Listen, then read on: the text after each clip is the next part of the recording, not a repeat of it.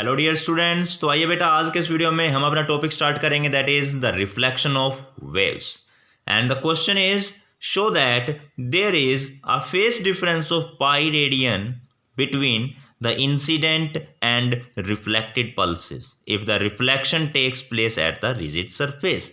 यानी कि बेटा अगर रिफ्लेक्शन एक रिजिड सरफेस पे होता है तो फेज डिफरेंस जो है इंसिडेंट वेव और जो रिफ्लेक्ट होकर के वापस आ रही है वेव, उन दोनों में पाई या 180 डिग्री का रिफ्लेक्शन होता है। ठीक है, फेज डिफरेंस आता है दोनों में। फेज डिफरेंस कितना? 180 डिग्री का। जो इन वेव गई और जो वेव वापस आई, उन दोनों में जो फेज डिफरेंस है वो कितने डिग्री का होगा? 180 डिग्री, या यूं कहें पाई रेडियन का। क्लियर है? अगर रिफ्लेक्शन कहां हो रहा है? रिजिड सरफेस के ऊपर। क्वेश्चन ये है। और सेकेंड पार्ट इसमें क्या पूछा गया? There is no phase difference between the incident and reflected pulses. जो इंसिडेंट पल्स है और जो रिफ्लेक्ट होकर के वापस आ रही है उनमें कोई फेज डिफरेंस नहीं होगा अगर if reflection takes place at the free end और द ओपन बाउंड्री। अगर रिफ्लेक्शन ओपन बाउंड्री पे होता है या फ्री एंड पे होता है तब इंसिडेंट और रिफ्लेक्टेड पल्स के बीच में कोई भी फेज डिफरेंस नहीं होगा। ये आपको बेटा प्रूव करना है, शो करना है। क्लियर है? तो ये क्वेश्चन है रिफ्लेक्शन ऑफ वेव्स के से रिलेटेड। तो चलिए अब इसको समझते हैं। तो सबसे पहले आंसर में देखिए बेटा, कंसीडर करते हैं हम जब एक वेव रिजिड बाउंड्री से रिफ्लेक्ट होकर के वापस आती है। सपोज एक स्ट्रिंग है, एक रस्सी है जिसके अंदर एक पल्स जनरेट की हमने। सिंपली एक पल्स जनरेट की, ये पल्स धीरे धीरे इस तरफ आगे बढ़ती जा रही है। ये एक रिजिड सपोर्ट है जिससे कि रस्सी बंधी हुई है।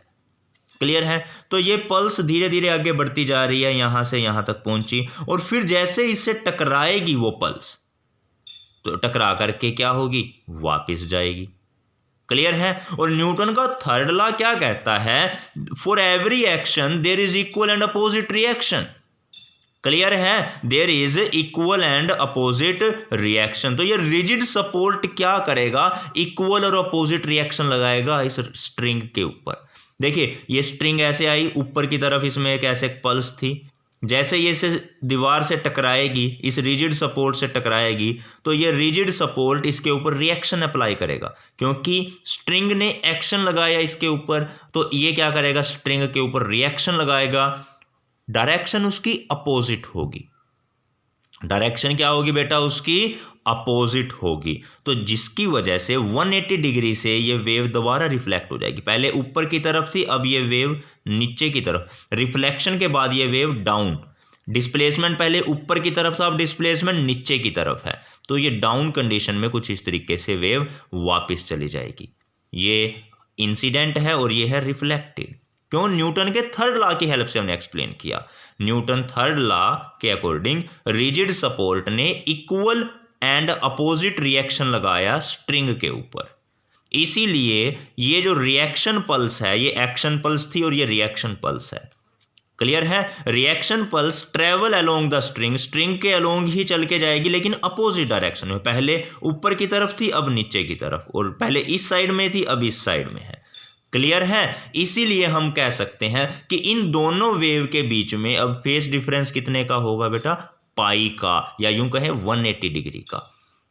There is a phase difference of pi that is 180 degree between incident pulse and the reflected pulse. Clear? अब जो इंसिडेंट पल्स है मान लीजिए उसको हमने रिप्रेजेंट किया y equals to a sine kx minus omega t, that is the incident wave. Clear? और जो रिफ्लेक्ट होकर के वापस आई है वेव, वो क्या है बेटा? a sine kx minus omega t plus pi. क्योंकि देखिए ये इंसिडेंट थी, ये रिफ्लेक्टेड, दोनों में फेज में कितना डिफरेंस है? पाई का। इसमें यहां पर तो ये है और इसमें पाई ऐड हो चुका है एक्स्ट्रा। जब इस फेज में से ये फेज माइनस करोगे तो आंसर पाई बचेगा आपके पास। क्लियर है? तो ठीक है, ये wave y incident, y dash जो है रिफ्लेक्टेड वेव है। तो हमें चाहिए, अब देखिए जरा आप, साइन 180, पाई को क्या बोलते हैं? 180 plus theta. Sine 180 plus theta क्या होता है? माइनस साइन थीटा होता है। तो माइनस साइन थीटा यानी के एक्स माइनस ओमेगा टी। यहाँ के एक्स माइनस ओमेगा टी को मैंने थीटा मान लिया। तो इसको सोल्व करने से ये आता है, तो y की वैल्यू ये, y डैश की वैल्यू ये, तो टोटल डिस्प्लेसमेंट कितना हुआ दोनों को ऐड कर दो। देखिए इसमें आप ये ऐड करेंगे, ये प्लस में है ये माइनस में है, तो आंसर 0 आएगा आपका। क्लियर है बेटा? आई होप आपको ये वाला पॉइंट जरूर समझ में आया होगा। तो चलिए अब हम करते हैं ओपन बाउंड्री वाला केस। तो देखिए बेटा यहां पर क्या है, when the wave is reflected from A free end और द ओपन बाउंड्री, ये वेव एक फ्री एंड से रिफ्लेक्ट होगी या फिर ओपन बाउंड्री से रिफ्लेक्ट होगी, तब वो वाला केस हमने स्टडी करना है। देखिए जरा, यहां पर एक स्ट्रिंग है, इस स्ट्रिंग को हमने बेटा बाउंड कर दिया किसके साथ, एक रिंग के साथ। स्ट्रिंग को हमने एक रिंग के, देखिए एक रोड है, ये रोड के चारों तरफ क्या है बेटा, रिंग है, और रिंग अप एंड डाउन जा सकती है, कहीं भी मूव कर सकती है, अप या डाउन। रोड फ्रिक्शनलेस है, इसके ऊपर जो हमारी रिंग है ये ऊपर नीचे मूव कर सकती है, और इस रिंग के साथ रस्सी बंधी हुई है, स्ट्रिंग, ठीक है। स्ट्रिंग के अंदर हमने एक पल्स जनरेट करी है, इंसिडेंट पल्स आ गई, ये पल्स धीरे धीरे आगे बढ़ती जा रही है, इधर आई और आगे बढ़ी।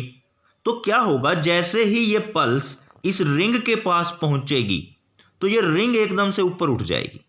जैसे ये पल्स इस रिंग के पास पहुंची तो ये रिंग ऊपर उठ जाएगी। क्लियर? जैसे ही ये रिंग ऊपर गई उसके बाद दोबारा से ये रिंग नीचे आएगी और ये पल्स इसी डायरेक्शन में वापस चली जाएगी। पहले भी अप थी, अब भी अप है, ये पल्स नीचे आई और ये रिंग नीचे आई और ये पल्स इस तरफ शिफ्ट हो गई। क्लियर है बेटा? समझ में आया? देखिए बेटा यहां पर आप किस तरीके से ये वेव रिफ्लेक्ट होती है। देखिए जैसे रिंग ऊपर की तरफ गई और फिर नीचे वापस आ गई। क्लियर है? तो अगेन दोबारा से देखिए आप, जब वेव आई रिंग से टकराई तो रिंग ऊपर की तरफ और फिर रिंग नीचे, और वो वेव उसी डायरेक्शन में एज इट इज वापस आ गई। तो क्लियर है? कुछ इस तरीके से हमारी वेव रिफ्लेक्ट होती है from the open boundary. Clear? तो अब देखिए जरा, अब जिस डायरेक्शन में जैसे पहले थी वैसे ही अब, पहले भी अप थी इसकी डिस्प्लेसमेंट, अभी भी अप ही है, तो यानी कि इनमें कोई भी फेस डिफरेंस नहीं आया। क्लियर है बेटा? अब जो हमारी इंसिडेंट पल्स थी और जो हमारी रिफ्लेक्टेड पल्स है, इन दोनों में कोई भी फेस डिफरेंस नहीं होगा। क्लियर है? तो इसमें से आप एक्सप्लेनेशन वीडियो को पॉज करके नोट डाउन कर सकते हैं। ठीक, तो देखिए जो इंसिडेंट पल्स का डिस्प्लेसमेंट था y, a sin kx minus omega t, same to same reflected pulse भी है। इंसिडेंट पल्स और रिफ्लेक्टेड पल्स दोनों सेम तरीके से। टोटल डिस्प्लेसमेंट कैसे निकालेंगे, दोनों को सिंपली ऐड कर दो, तो 2a sin kx minus omega T. अब डिस्प्लेसमेंट पहले से ज्यादा हो चुका है। क्लियर है बेटा? तो ये था आपका रिफ्लेक्शन ऑफ द वेव्स। तो चलिए मिलेंगे अपने नेक्स्ट वीडियो में नेक्स्ट टॉपिक के साथ, तब तक के लिए bye bye, thank you and have a nice day.